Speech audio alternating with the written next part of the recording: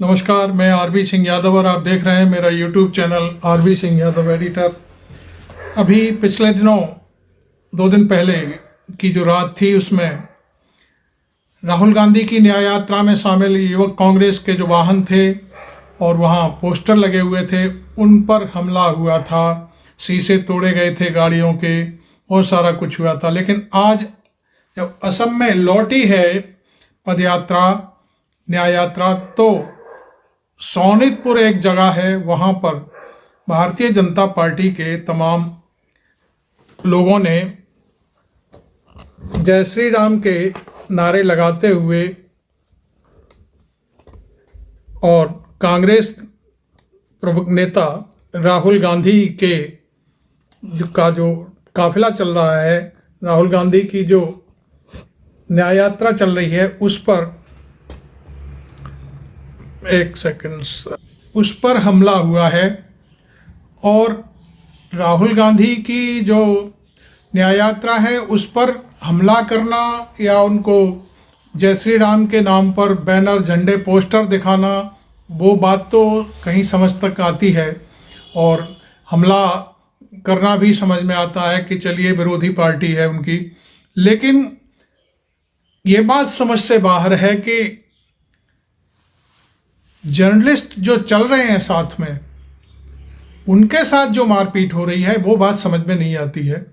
वहाँ एक जर्नलिस्ट हैं, उनका इंटरव्यू लिया है, शायद कोई चैनल है तो वो दिखा रहे हैं उसका इंटरव्यू। जो पत्रकार हैं वो उनसे बातचीत कर रहे हैं, तो मैं वो क्लिपिंग आपको दिखाता हूं कि जो पिटे हुए पत्रकार हैं जिनका कैमरा छीना गया है वो वहाँ की असम की पुलिस है और वो वहाँ की जो एसपी हैं उनसे बात भी कर रहे हैं, लेकिन कैमरा अभी तक बरामद नहीं हुआ है। तो पहले तो वो फुटेज सुन लेते हैं कि उसमें जो पत्रकार जिनको पीटा गया है, इनके साथ लूटपाट हुई है, वो क्या कह रहे हैं। देखिए पहले उनको। असम के सोनितपुर में भारत जोड़ो न्याय यात्रा की कुछ गाड़ियों पर हमला हुआ, मीडिया के लोगों पर भी हमला होता दिखाई दिया। और यहाँ पर मेरे साथ साकेत है, इंडिपेंडेंट जर्नलिस्ट है, इंडिपेंडेंट जर्नलिस्ट साकेत। हमला हुआ था और उस दौरान साकेत क्या हुआ था, इस वक्त पीछे की तस्वीरें हैं, उस जगह से हम आगे जरूर बढ़ गए हैं लेकिन यहाँ पर बहुत ज्यादा भीड़ हमें दिखाई दे रही है। आप देख लीजिए, राहुल गांधी से मिलने के लिए बहुत ज्यादा भीड़ इस वक्त हमें मौजूद यहाँ पर दिखाई देती है। राहुल गांधी हाथ हिलाकर सबका अभिवादन, बहुत भीड़ है राहुल गांधी के साथ, तस्वीरों में सैलाब उमड़ रहा है। जहाँ भाजपा के झंडे लहराए गए उसके थोड़ा आगे हम आ चुके हैं और सोनितपुर की वही तस्वीर है। और इसी तस्वीरों के साथ एक बार दीक्षा बातचीत पर वापस आएंगे, बात करेंगे कि सोनितपुर में आखिर कुछ जर्नलिस्ट के साथ क्या हुआ। साकेत हमारे साथ है। साकेत, क्या हुआ? आप क्योंकि नीचे कवर करने उतरे थे, क्या दिखा आपको जो आप नीचे गए? राइट, तो आप हमारे साथ थी, बस रुका और हम नीचे उतरे। सबसे आगे जो कांग्रेस की व्हीकल थी जिसमें झंडा लेके एक आदमी जा रहे थे, कांग्रेस का झंडा लेके, वो हमसे लगभग 10 मीटर आगे गई होगी कांग्रेस की गाड़ी, जिसपे भाजपा के कुछ कार्यकर्ता प्रभु श्री राम का मूर्ति पोस्टर लगा के और मोदी मोदी मोदी मोदी चिल्लाते हुए जा रहे थे आगे। और उन्होंने उनमें से 2-3 लोगों ने कांग्रेस की गाड़ी से झंडा खींचने की कोशिश की, जो हमने गोप्रो पे कैप्चर किया और उनके फेसेस को कैप्चर किया, जिन लोगों ने वो झंडा निकाला था और जिन लोगों ने जो झंडा लहरा रहा था कांग्रेस का झंडा, जिन लोगों ने उस पर बॉटल और ईंटे की से पत्थर फेंकने की कोशिश की थी, उसका हमने गोप्रो पे फुटेज रिकॉर्ड किया था। So the moment they saw that this guy has all recorded on his camera, they surrounded me from all sides and they tried to smash the camera. Then they took my badge off and when they could not take the camera. ये आपका बैज निकाल लिया गया? Yes, उन्होंने बैज निकाला और जब उन्होंने मेरे हाथ से कैमरा खींचने की कोशिश की, साकेत का बैज भी लूट लिया और कैमरा भी लूट लिया। Ultimately I had to break the camera and then pull it off my hand.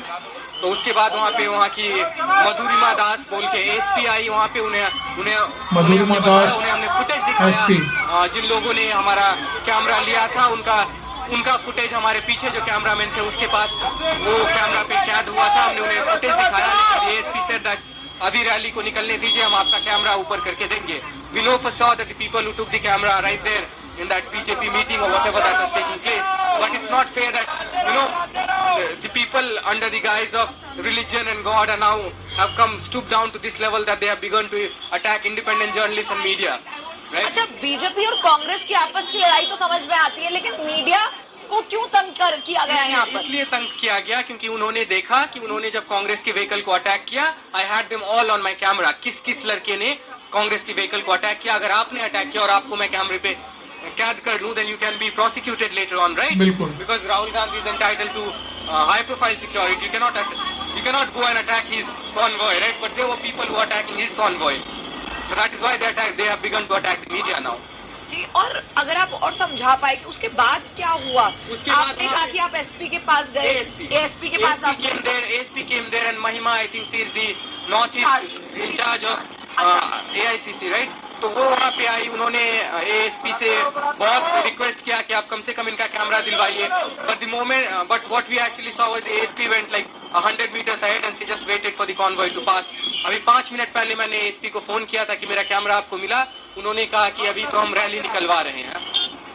जी, और उसके बाद आपका जो कैमरा है वो रिकवर हुआ या नहीं हुआ? अभी तक रिकवर नहीं हुआ है। आपने एसपी ने मुझे नंबर दिया है कि आप मुझे कॉल करना, आपका कैमरा हम ऊपर करके आपको देंगे। वो लोग कौन थे, उनकी कोई शिनाख्त हो पाई कि कौन आइडेंटिफाई करने की कोशिश की जा रही है? Not so far from the end of the government और the law enforcement agencies, but on our behalf media personnel have those people on our cameras. किसने आके मेरा कैमरा खींचा था, किसने हमारे कॉन्वॉय कांग्रेस के कॉन्वॉय को अटैक किया था, those things are on the camera with other cameramen who were behind me. So I was right in front recording, so I got their faces from the front.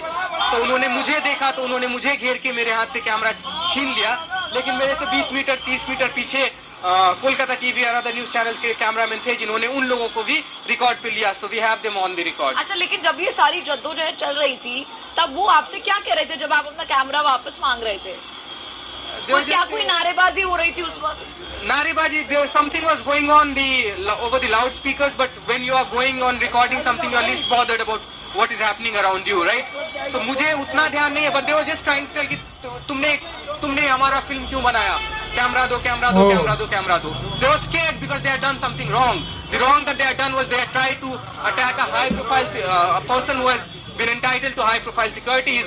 He is the prime opponent of Prime Minister Modi right now, and if the convoy of the prime opponent of Prime Minister Modi is getting attacked in this way, where is the democracy in this country? जी, तो साकेत हमें पूरी बात बता रहे थे कि इनके साथ आखिर हुआ क्या सोनितपुर असम में, और असम के बारे में आप जानते हैं लगातार असम पर सवाल जो है वो खड़े हुए थे कि क्या असम में भारत जोड़ो न्याय यात्रा इतना स्मूथली चल पाएगी या नहीं चल पाएगी, और रोड ब्लॉकेज जो है वो हर दूसरी जगह पर हमें दिखाई देते हैं। जैसा आपने बताया साकेत कि मीडिया के लोगों से भी कैमरा छीन लिया गया क्योंकि उन्होंने फुटेज बनाई ऐसे लोगों की। असम के सोनितपुर के पास हमला हुआ, भारत जोड़ो यात्रा की गाड़ियों पर, मीडिया कर्मियों पर भी हमला हुआ, और इसी पर आपको जानकारी जो दे रहे हैं भिलाई से विधायक हैं देवेंद्र यादव जी। आपने अपनी आंखों से देखा, क्या कुछ हो रहा था उस वक्त? देखिए, ऐसा है कि भारतीय जनता पार्टी के गुंडे भारतीय जनता पार्टी का झंडा लेकर और भगवान का नाम लेकर उस नाम के आड़ में लोगों के साथ मारपीट की। उन्होंने हमारे जो मीडिया सेल के लोग हैं उनके मोबाइल छीने, कैमरा छीना, हमारे आदरणीय वरिष्ठ नेता जयराम रमेश जी की गाड़ी रोकी, उस पर भाजपा का झंडा लगा दिया जबरदस्ती। और इसके बाद हद तब हो गई जब यात्रा को पिछले 1 घंटे से वो आगे ही नहीं आने दे रहे थे और उन लोग सड़क पे खड़े होकर बदमाशी कर रहे थे।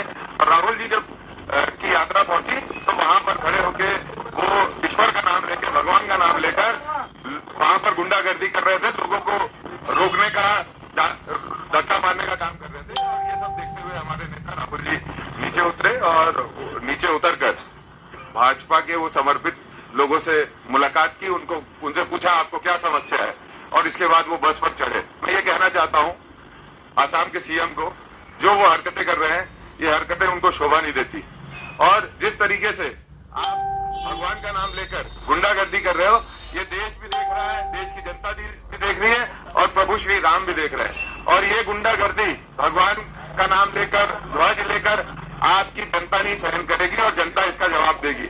मैं ये कहना चाहता हूँ इस तरीके की गुंडागर्दी का हम विरोध करते हैं, और आपकी अगर हिम्मत है तो ऐसी गुंडागर्दी दोबारा करके दिखिए। कांग्रेस के कार्यकर्ता इसको बिल्कुल सहन नहीं करेंगे। विधायक ने पूरी पोल खोल के रख दी। असम में खास तौर पर जगह जगह परमिशन लेनी पड़ी, हर जगह परमिशन मिली भी, लेकिन उसके बावजूद इस तरीके से रूट ब्लॉक क्यों कर दिया गया? क्यों गाड़ियों को आगे नहीं जाने दिया? देखिए डर गए, इनको ये समझ में आ गया भारत जोड़ो यात्रा के बाद भारत जोड़ो न्याय यात्रा, न्याय उन सभी लोगों के लिए न्याय की बात हो रही है जिनको बेरोजगारी, जो लोग बेरोजगारी से परेशान है, जो असमानता से परेशान है, और ये सब विषयों को लेकर राहुल जी निकले हैं और भारतीय जनता पार्टी इससे डरी हुई है।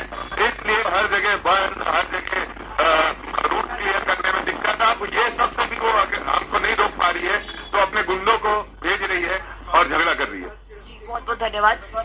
आपको तमाम डिटेल्स बताई। भारत जोड़ो न्याय यात्रा जब असम में पहुंची, मुख्यमंत्री हेमंत बिस्वा शर्मा और भाजपा की सरकार यहाँ पर स्थापित है। इस बीच यहाँ पर हमला जो है न सिर्फ हेमंत बिस्वा शर्मा की तरफ से, उनके शब्दों की तरफ से हमला हुआ, बल्कि यहाँ सड़कों पर जो हमला हुआ, कहा गया कि वो बीजेपी के लोग थे, ऐसे आरोप जो है वो लगाए गए।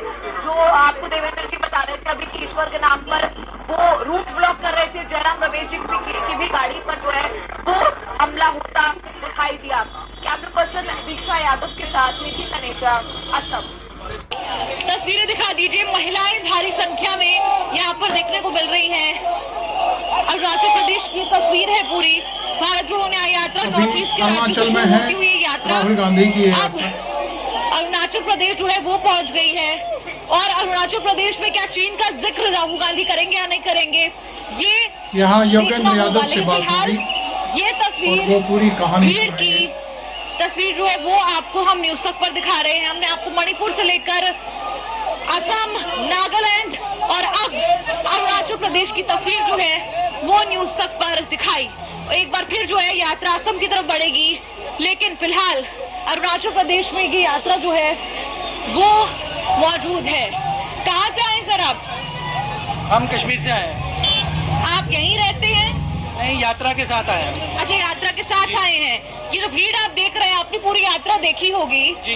भीड़ जो देख रहे हैं, भीड़ देखकर ये लग रहा है कि अरुणाचल में सबसे ज्यादा भीड़ देखने को मिल रही है। देखिए, जैसे जैसे यात्रा आगे बढ़ती जाएगी आपको भीड़ भी बढ़ती ही दिखेगी। आगे आगे जैसे जैसे हम आगे झारखंड, वेस्ट बंगाल, मध्य प्रदेश, मुंबई में जाके आपको दिखेगा, पूरा जनसैलाब दिखेगा आपको।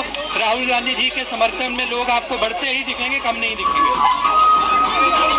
और ये योगेंद्र जी जी मैं देख रहा हूँ। देखिए, आपने नागालैंड में भी ये देखा होगा, आपने मणिपुर में भी देखा होगा।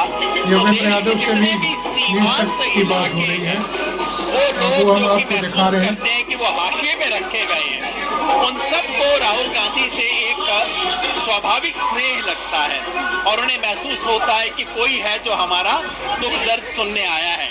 कांग्रेस की स्थिति यहाँ बहुत अच्छी नहीं है पार्टी के बतौर, लेकिन उसके बावजूद सामान्य लोग, ये देखिए, कोई न तो किसी पार्टी के वर्कर हैं, जाहिर है कोई बुलाई गई भीड़ नहीं है।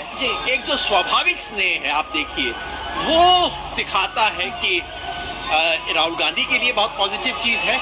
मगर उससे भी ज्यादा मैं समझता हूँ देश के लिए बहुत अच्छी खबर है कि हमारे सीमांत इलाकों में जहाँ लोग हाशिए पे हैं, जहाँ उन्हें लगता है कि देश में कौन हमें पूछता है, उनका अगर किसी देश के नेता के प्रति इतना स्नेह है तो ये देश के लिए अच्छी खबर है, राष्ट्रीय एकता के लिए बहुत अच्छी खबर है। जी, और असम में हेमंत बिस्वा शर्मा ने कहा था सिर्फ मियां मुसलमान आएंगे, आपको क्या लगा अपने नजर से देखकर?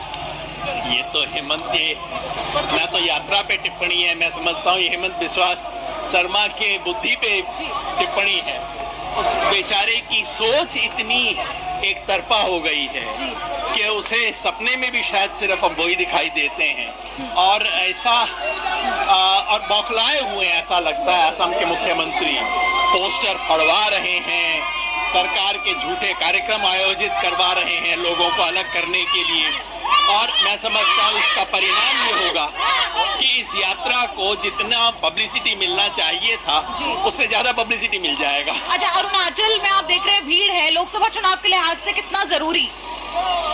मैं इनको केवल चुनाव की दृष्टि से नहीं देखता। देखिए, वैसे यहाँ कांग्रेस कमजोर रही है, बीजेपी का डोमिनेंस है, इस वक्त रीजनल पार्टी भी बीजेपी के साथ है और बीजेपी का दबदबा रहा है। वहाँ पर बढ़िया नहीं है, लेकिन जनता कि ऐसे पूरी तरह छोटे से राज्य राहुल में गांधी कई के बार साथ दिखाई दे रही है। विजिट से भी राज्य की राजनीतिक समीकरण बदल सकते हैं। और ये वो विजिट हो सकती है, लेकिन अभी से इसके बारे में भविष्यवाणी करना ठीक नहीं होगा।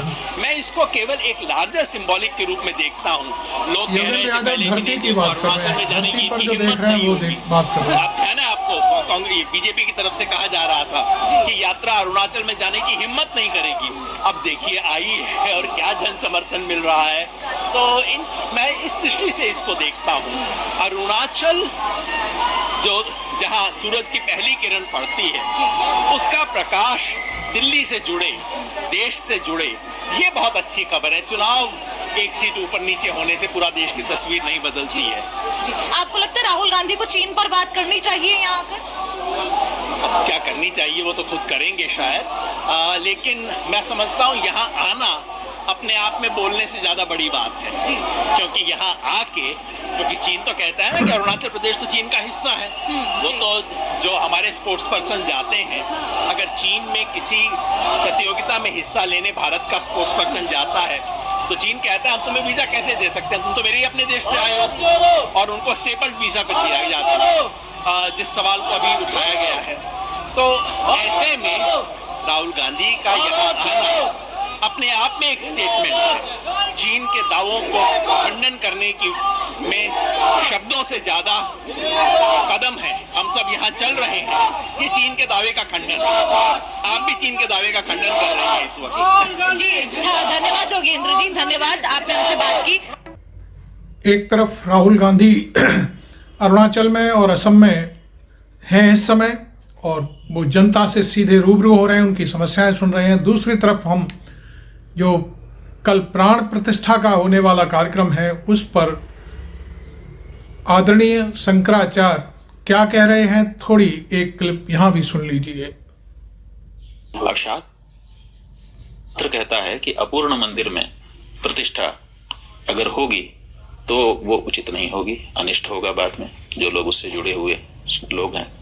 दूसरे, अगर वहां पर विधि विधान का शास्त्रीय पालन नहीं किया गया तो मूर्ति तो रखी जाएगी, कहा जाएगा कि प्रतिष्ठा हो गई, लेकिन उसमें आसुरी आत्माएं आकर के विराजमान हो जाएंगी, और वहां पर जो लोग जाएंगे अपनी पूजा भेंट चढ़ाएंगे, उसका जो बल है वो बल वो आसुरी आत्माएं प्राप्त करके आसुरी बल ही बढ़ता चला जाएगा। तो दैवी बल को बढ़ाने के लिए हम मंदिर बना रहे हैं, और आसुरी बल बढ़ जाए तो आगे चल करके हमको कमजोर करेगा। बात यह है कि उनके सामने बोलने की नहीं हिम्मत है किसी की। उन्होंने अपना व्यक्तित्व इतना ऊंचा कर लिया है प्रधानमंत्री नरेंद्र मोदी जी ने, कि वही होता है ना कि बहुत ऊंचा भी चले जाओगे तो कोई पास नहीं रह जाएगा। अब उन कम से कम इतना तो रखना चाहिए कि कोई हमसे कह सके सच बोलने के लिए। अब उनके पास जो परिस्थिति है, जैसा कि दिखाई देता है, जैसे हमने सुब्रमण्यम स्वामी जी का कल इंटरव्यू देखा, वो कह रहे हैं कि वो सच सुनते ही नहीं है, उनको कहने के लिए हिम्मत नहीं है किसी की। वो उन्हीं की पार्टी के हैं, सांसद हैं। तो जब वो कह रहे हैं कि उनको सच कहने के लिए किसी की हिम्मत नहीं है, मैं तो बोल देता हूँ लेकिन और की हिम्मत नहीं है, तो इसका मतलब है कि जो वस्तु स्थिति है वो उनको बताने के लिए उनके पास लोग नहीं है। बस इतनी बात है। जो दिखाई दे रहा है वो तो यही दिखाई दे रहा है कि मोदी जी राम भक्त हैं, मोदी जी मंदिर बनवा रहे हैं, मोदी जी प्रतिष्ठा का बहुत बड़ा आयोजन करवा रहे हैं, ये सब तो अच्छा ही दिख रहा है।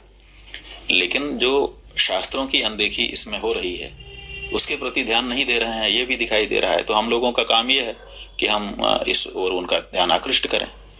हमारा काम है सचिव वैद गुरु तीन जो प्रिय बोलहि भय आस, राज धर्म तन तीन कर होई बेगहि नाश। तो हमारा काम है कि हम जो सच्ची बात है कम से कम मौका रहते रख दें, तो हमने रख दिया। हमारे पुराणों में राजा नहुष की कथा है। नहुष जो है वो पुण्य करके इंद्र आसन पर विराजमान हो गया, और इंद्र आसन पर विराजमान होने के बाद उसके अंदर एक अनुचित इच्छा जाग गई। वो बोला कि इंद्राणी भी हमको चाहिए, इंद्रासन तो हमको मिल गया, इंद्राणी भी हमको होनी चाहिए। तो उसका पतन हो गया और नीचे गिर गया। तो कोई व्यक्ति किसी पद पर चला जाता है तो उसको अनुचित से बचाना चाहिए, ताकि वो सदा सदा स्थिर भाव से उस आसन पर विराजमान हो। तो हिम्मती व्यक्ति हैं ये, ऐसा माना जाता है। तो हम लोग चाहते हैं कि भाई ये लंबे समय तक पद पर बने रहें। अब उनके हाथ से अगर कोई गलत काम करवा लिया जाएगा, अधार्मिक, अशास्त्रीय, तो उसका परिणाम उनको भोगना पड़ेगा, तो वो पदच्युत हो जाएंगे, ऐसी संभावना बन जाएगी। तो हम चाहते हैं कि ये ना हो, तो हम तो उनका हित चिंतन और उनके लिए नहीं, हम अपने लिए चाहते हैं कि हिंदुत्व की भावना तो जगाई ही हुई है। तो अगर हम हिंदू होने के नाते हम चाहेंगे कि हिंदुत्व की भावना बनी रहे, तो हम चाहते हैं कि वो स्थिर रहें। और ये सब उनसे अगर दोषपूर्ण कार्य करा लिए जाएंगे उनके हाथ से, तो इसके परिणाम स्वरूप उनका पतन होगा, तो वो हमारा नुकसान होगा, उनका तो जो होगा। दूसरे जो लोग इसमें जुड़े हुए हैं भक्त, तो जब शास्त्र के अनुसार नहीं होगा तो उनके ऊपर अनिष्ट की आशंका होती है, तो सबके ऊपर विपत्तियां आएंगी, वो भी एक चिंता का विषय है। इसी वीडियो में हम आपको एक और सनसनीखेज खुलासा करने वाले हैं, और वो करेंगे 4 PM के संपादक और उनके एक साथी से जो वार्तालाप है उसके जरिए। 4 PM के संपादक हैं शर्मा जी, बहुत ही ज़बरदस्त एक कहानी लेकर आए हैं, और वो कहानी है बाबरी मस्जिद जब ध्वंस हुआ था तब की। तो आप पहले तो उनको सुनिए, उसके बाद संजय शर्मा का बहुत बड़ा विस्फोटक ने ये इंटरव्यू लिया है, इसको आप देखिए, पहले पढ़िए। हुआ करते थे। जो मेरे दर्शक नहीं जानते कि मुख्यमंत्री कार्यालय में सचिव की या प्रमुख सचिव की क्या हैसियत होती है, तो मैं बता दूं, ये संजय शर्मा जिलों के है, डीएम एसपी 4 PM कोई के अगर लॉ एंड संपादक। ऑर्डर की खबर बिगड़ता है, कोई कानून व्यवस्था की तो मेरे परेशानी चैनल पैदा पे आप होती है, देखिए इनको। तो सीधे मुख्यमंत्री के प्रमुख सचिव से पूछते हैं इसमें क्या करना है। और मुख्यमंत्री का प्रमुख सचिव जो आदेश देता है वो जिले के डीएम और एसपी के लिए भगवान का आदेश होता है, वही मानना होता है। नृपेंद्र मिश्रा मुलायम सिंह की छाया थे, सबसे ताकतवर अफसर थे। जिले के डीएम और एसपी थर थर कांपते थे। नृपेंद्र मिश्रा की आंख जिधर टेढ़ी हो जाती थी उस अफसर की छुट्टी हो जाया करती थी। मुलायम सिंह यादव का पूरा दफ्तर, मुलायम सिंह यादव का पूरा सेक्रेटेरिएट सिर्फ एक शख्स चलाता था जिसका नाम था नृपेंद्र मिश्रा। और जब उत्तर प्रदेश सरकार ने ये शपथ पत्र दे दिया सुप्रीम कोर्ट में कि अयोध्या में वो किसी भी रूप में उस बाबरी मस्जिद के स्थान की रक्षा करेगा और भीड़ जमा होने लगी, तब नृपेंद्र मिश्रा चिंतित हुए। जिले के लोग बताते हैं जिले के डीएम और एसपी पल पल की सूचना नृपेंद्र मिश्रा को दे रहे थे।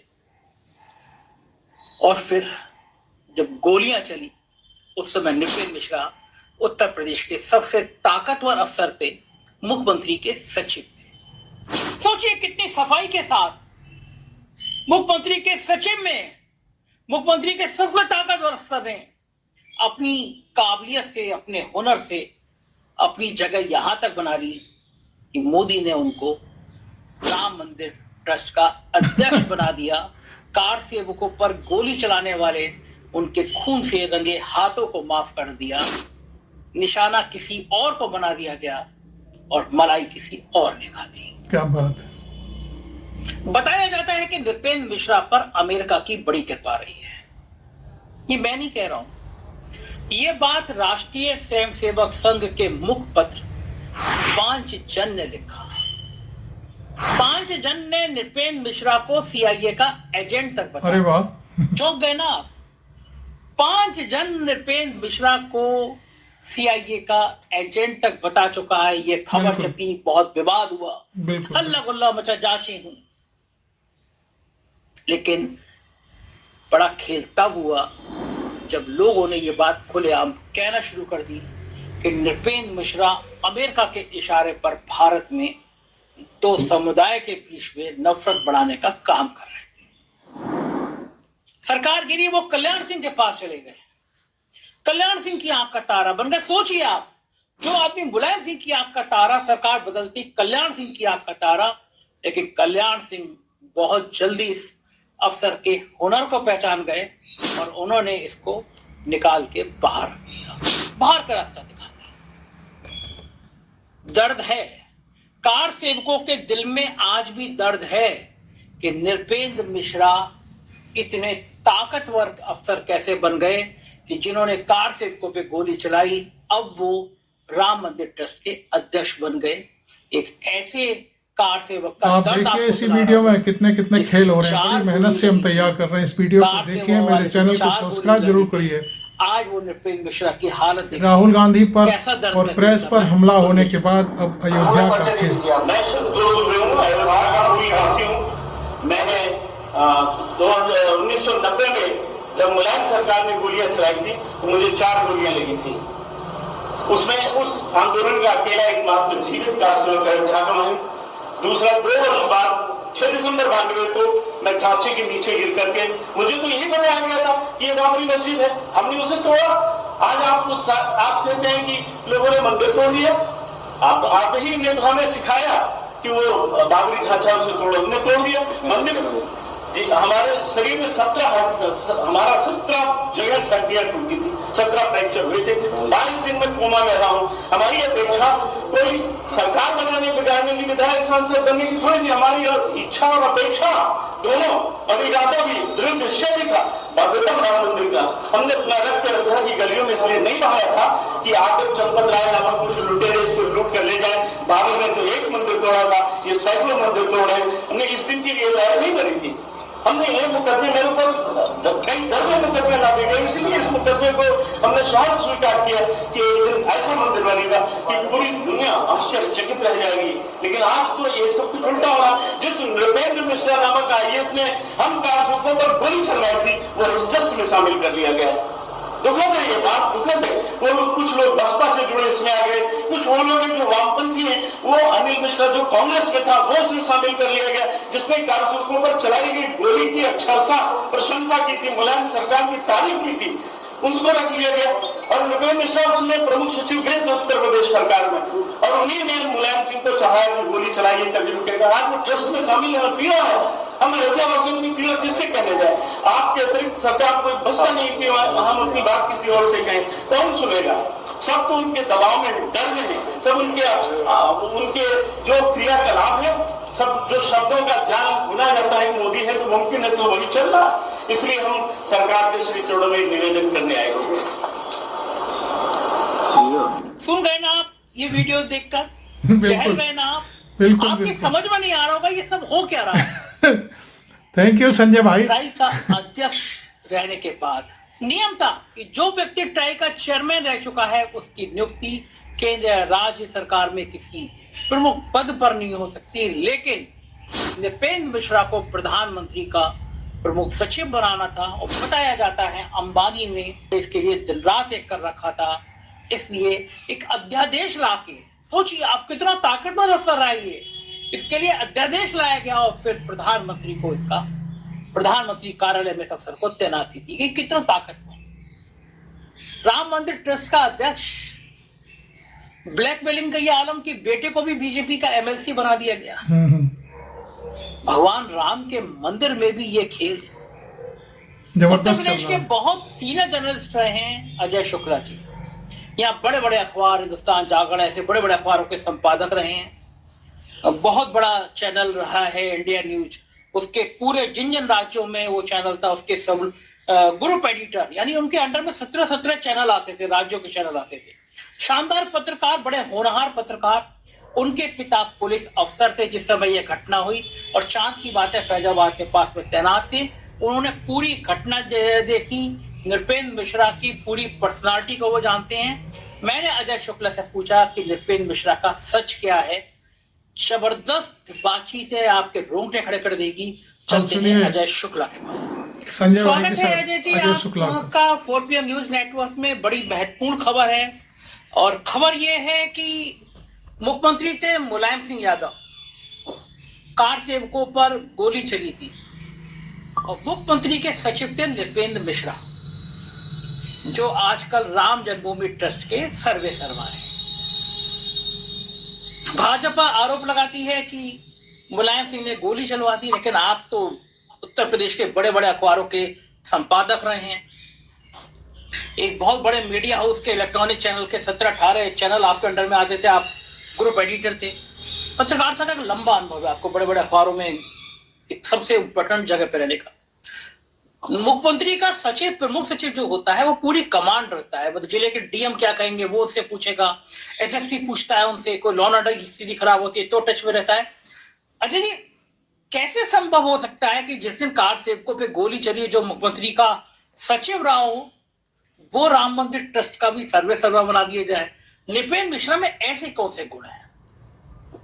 नृपेंद्र मिश्रा में वो गुण है कि जिनके बारे में बड़ा किताब लिखी जा सकती है। बहरहाल मैं आज उसी बात पे करूंगा जिस पे केंद्रित है कि मुझे याद आता है, मैं उन दिनों स्टूडेंट था और स्टूडेंट पॉलिटिक्स भी करता था, और मेरे फादर पुलिस ऑफिसर थे और फादर की मेरे ड्यूटी लगी थी इस कारण से फैजाबाद। तो फैजाबाद मतलब अयोध्या, तब जिला फैजाबाद कहलाता था। तो अयोध्या ड्यूटी लगी थी, तो वो उस सर्किल को हेड कर रहे थे, और उस समय नृपेंद्र मिश्रा सचिव हुआ करते थे, और उस समय प्रिंसिपल सेक्रेटरी की पोस्ट नहीं होती थी। उस समय चीफ सेक्रेटरी होता था या सेक्रेटरीज होते थे, स्पेशल सेक्रेटरीज होते थे वो। तो ये मुख्यमंत्री के सेक्रेटरी थे। जब ये घटना हुई तो जब ये लगा कि मॉब बहुत बढ़ रहा है और सारी चीजें, तो ये इन्फॉर्म किया गया सीएम सेक्रेटरी को, क्योंकि सीएम से तो सीधे बात होती नहीं, वो ऑफिशियली उसी को होता है। तो 2-3 रिपोर्ट भेजनी होती है। एक रिपोर्ट डीएम और एसएसपी सिग्नेचर करके भेजते हैं डीजीपी ऑफिस में, एक होम सेक्रेटरी के यहाँ, और एक जो मुख्यमंत्री का सेक्रेटरी वहां। तो वैसे ही भेजी गई। उसके बाद में नृपेंद्र मिश्रा ने खुद उसकी कमान संभाली और गोली चलाने का आदेश राम भक्तों पे जो कहा जाता है। अब हालांकि मैं उस समय जो स्थिति थी, राम भक्त नहीं कहेंगे, दंगाई कहा जाता है, क्योंकि वो दंगा कर रहे थे, तोड़फोड़ करना चाहते थे, दूसरी चीजें करना चाहते थे। तो उन पर जो दंगाई कह के गोली चलाने का जो आदेश दिया गया था, वो नृपेंद्र मिश्रा ने दिया था। फिर आप सुन लीजिए, वो नृपेंद्र मिश्रा ने दिया था। और इस बारे में इस बारे में मैं पूरी तरीके से इसलिए वाकिफ हूं क्योंकि बीइंग अ पुलिस ऑफिसर तमाम सारी चीजें फादर को उस समय सीधे ही जो की पोस्ट पे जो जिनकी जिम्मेदारियां थी उन लोगों को लगाया गया था। तो फादर के पास में ड्यूटी थी कम्युनिकेशन को देखने की, और कम्युनिकेशन को देखने की थी, तो इसलिए सबको सूचना समय पर पहुंचे सारी ऊपर, क्योंकि कोर्ट का ऑर्डर था कि कोई वो नहीं होना चाहिए। इस कारण से एक एक चीज की पूरी जानकारी उन्हें दी जा रही थी, और जो वहां से आदेश आ रहे थे वो आगे पारित किए जा रहे थे, क्योंकि तब आज की तरह मोबाइल नहीं होते थे, हर बात वायरलेस सेट पे नहीं हो सकती है। तो एक ऑफिसर जो जिम्मेदार ऑफिसर समझा जाता हो, उसकी ये जिम्मेदारी होती थी वो कम्युनिकेट करे उसके आधार पे। तो वो जिम्मेदारी फादर ने चूंकि उस समय निभाई थी, इसलिए मुझे पता है कि यह आदेश खुद नृपेंद्र मिश्रा ने गोली चलाने का दिया था, मुख्यमंत्री ने नहीं दिया था। बड़ा स्पष्ट सी बात सुन ली, मतलब मुलायम सिंह ने कहीं नहीं फोन किया था, न वायरलेस सेट पे मैसेज था, न किसी का वो था।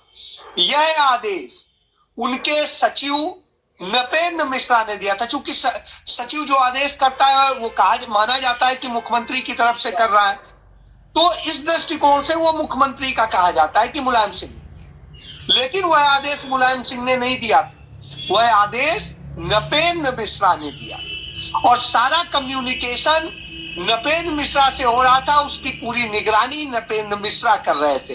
ये वही नृपेंद्र मिश्रा जो इस समय राम जन्मभूमि ट्रस्ट के सर्वे सर्वा। क्या नाटक है अजय जी, क्या खौफनाक नाटक है राजनीति का। जो कार सेवकों पर गोली चला रहा है वो राम मंदिर का ट्रस्ट का अध्यक्ष है, सर्वे सर्वा है।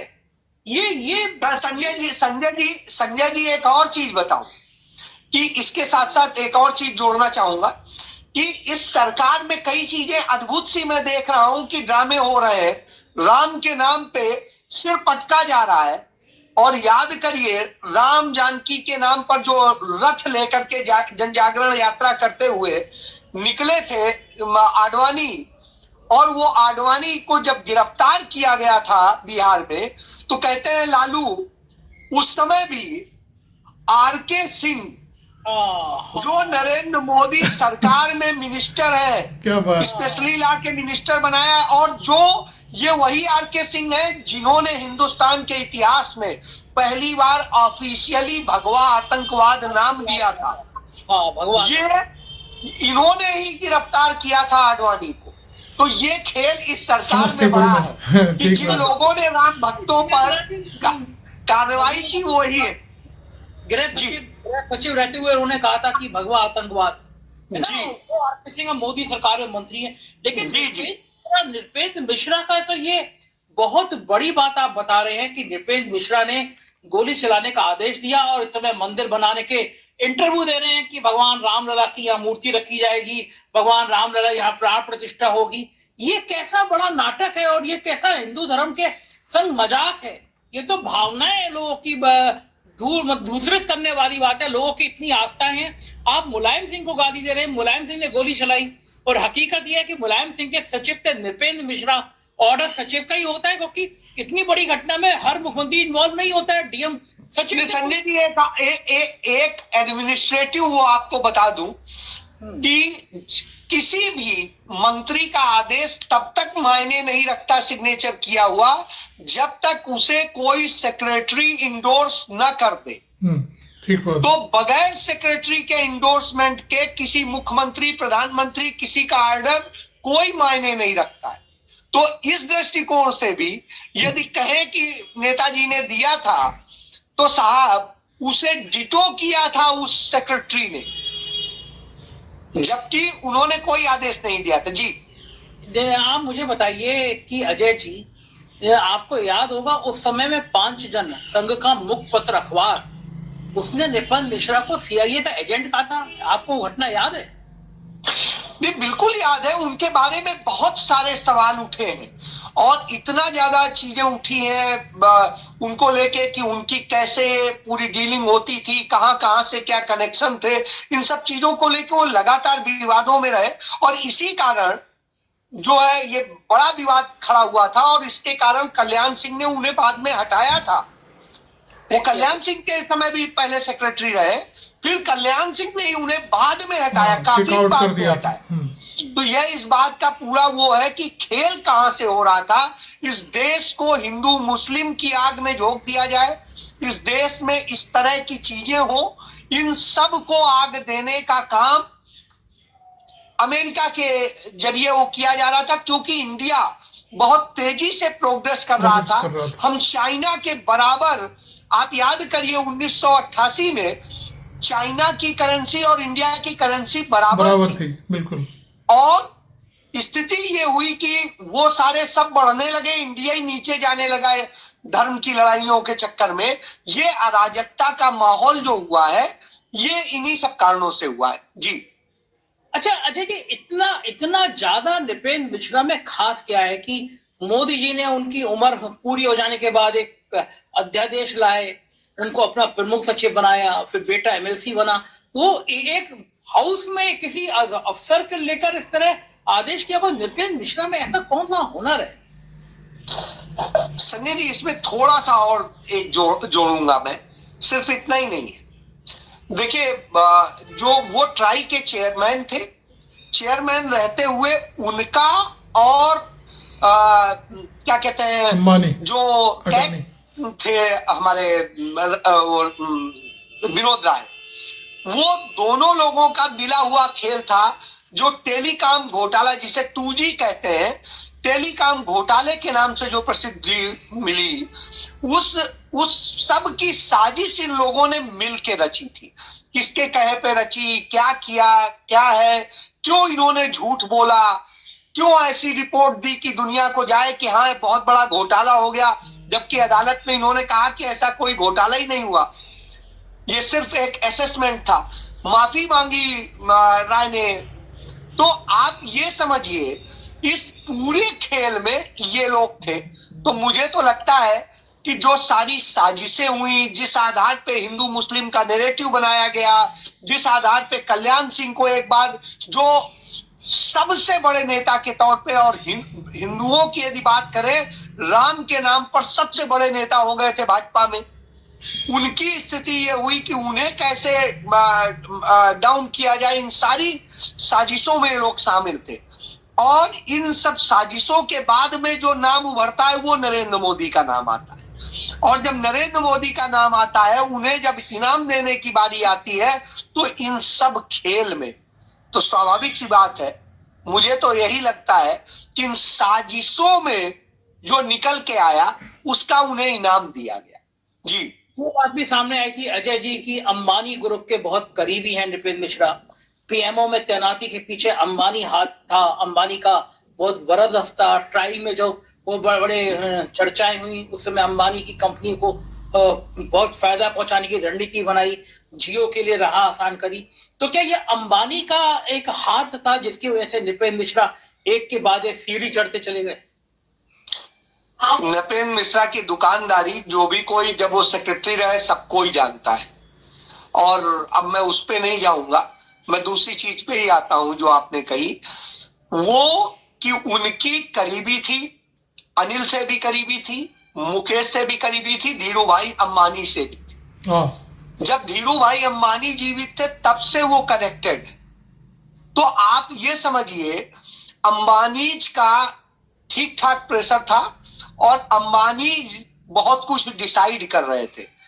तो ऐसी स्थिति में स्वाभाविक सी बात है कि ये सारा खेल जो है उसी परिप्रेक्ष्य में हुआ, और किस किस तरीके से हुआ इसको समझा जा सकता है। और उनकी पोस्टिंग में निश्चित रूप से उस समय वही हाथ था, क्योंकि सरकार बनवाने में अंबानीज ने, अडानी ने जो हेल्प करी वो फाइनेंशियल करी थी। अंबानी प्रशासनिक और दूसरी तरीके से उस समय ताकतवर थे।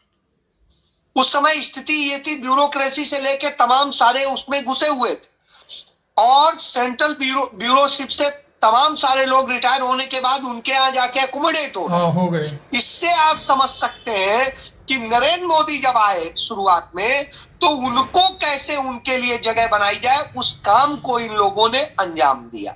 जी संजय। अच्छा अजय जी, मुझे लगता है यही वजह रही होगी कि चूंकि मुलायम सिंह को भरी दोष दे रहे हो, आजकल फिर माहौल चल गया है कि मुलायम सिंह ने कार सेवकों पे गोली चलाई। अगर इतने ही मुलायम सिंह ने गोली चलाई होती तो ये सरकार, मोदी सरकार, उनको पद्म भूषण दे रही होती। मोदी जी रो पड़ते उनकी याद में। उनको पता था कि गोली तो नृपेंद्र मिश्रा ने चलवाई है, आप बता रहे हैं।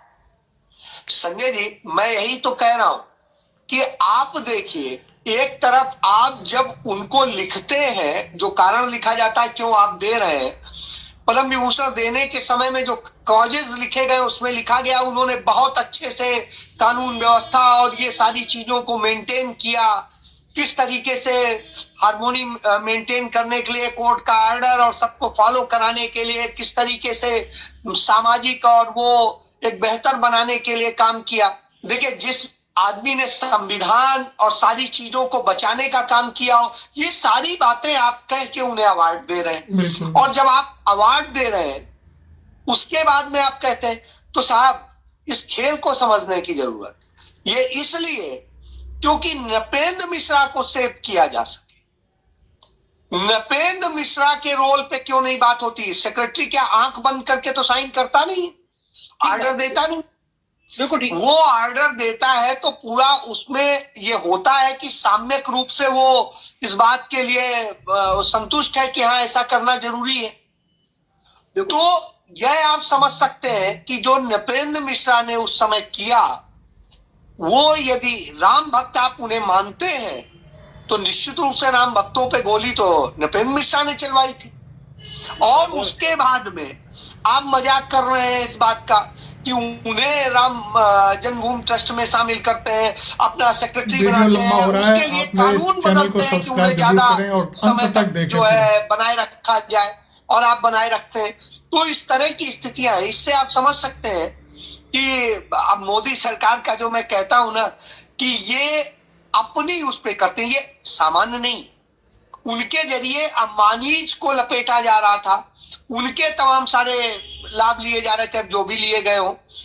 तो ये सारी खेल है, इसको आप इनकार नहीं कर सकते। राहुल गांधी क्यों कहते हैं हम दो, हमारे दो वाली ये सरकार है, ये इसकी वजह यही है। वजह यही है जी। अच्छा जी, आखिरी सवाल, क्या ये ब्लैकमेलिंग अभी तक चल रही है? क्या कारण है? नृपेंद्र मिश्रा के बेटे में ऐसी क्या लालच है उसको यूपी से एमएलसी बनवा दिया बीजेपी ने। संजय जी, जब आप ट्राई के चेयरमैन होते हैं तो आप तमाम लोगों की तमाम चीजों को टैपिंग भी करवा सकते हैं और बहुत सारी चीजें करा सकते हैं, तमाम खेल कर सकते हैं, क्योंकि सारी कंपनियां आप ही के उससे होती हैं। इवन बीएसएनएल से लेके सब आपको रिपोर्ट करती हैं, आप ही उसके निर्णायक होते हैं। तो साहब क्या क्या उन्होंने निकाला होगा, क्या क्या उनके पास होगा, इससे आप समझ सकते हैं। और जो ऐसा प्रशासनिक अफसर रहा हो जो दो ध्रुव के विपरीत वालों के साथ दोनों का सेक्रेटरी रहा हो, उसके बाद में वो तमाम जगह पे अपने आप को सेट कर लेता हो, तो ऐसे अफसर को आप समझ सकते हैं उसने कुछ न कुछ तो ऐसा छिपा रखा है। बिल्कुल बिल्कुल। कि सरकार उसके नाम पे बिल्कुल हाथ जोड़ के खड़ी हो जाती है। क्या हिंदुस्तान के अंदर नृपेंद्र मिश्रा के अलावा, जिसने गोली चलवाने का आदेश दिया, उसके अलावा कोई और आदमी इस योग्य नहीं था कि जिसे राम मंदिर ट्रस्ट में रखा जा सके? इस खेल को बहुत गंभीरता से समझने की जरूरत है, क्योंकि ये साजिशें हैं, शायद जनता नहीं समझेगी इस कराना खेल सब को। कुछ अपने आप में बहुत आपने सारी चीजें भेद होती खोल रहे हैं जी। आप। बहुत बहुत शुक्रिया अजय जी, आप Thank you, अजय भाई, thank you, हमारे शर्मा साथ जी। किए। आभार आपका। हमने आपको राहुल गांधी की न्याय यात्रा पर हमले से लेकर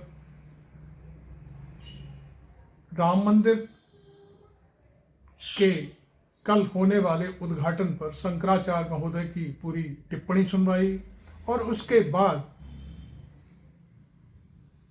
1990 में राम भक्तों पर गोलियां चलवाने वाले आईएएस अधिकारी नृपेंद्र मिश्रा के बारे में पूरी पड़ताल 4PM के संपादक संजय शर्मा और जाने माने पत्रकार अजय शुक्ला के जरिए पूरी कलई खुलवाई। आपको ये वीडियो कैसा लगा, आप इस पर अपनी टिप्पणी जरूर करें और हमारे चैनल को सब्सक्राइब भी करें। यदि आपको हमारी खबरें, हमारी पत्रकारिता अच्छी लगती है तो हमें आप ज्वाइन भी करें, जिससे हमारे चैनल को आर्थिक लाभ भी हो और आपको हमारे द्वारा ये जो वीडियो बनाए जाते हैं वो हर वक्त किसी भी समय जब भी हम पोस्ट करें सीधे आप तक पहुँचें। तो आप देख रहे थे मेरा ये YouTube channel RB Singh Yadav editor. Thank you very much.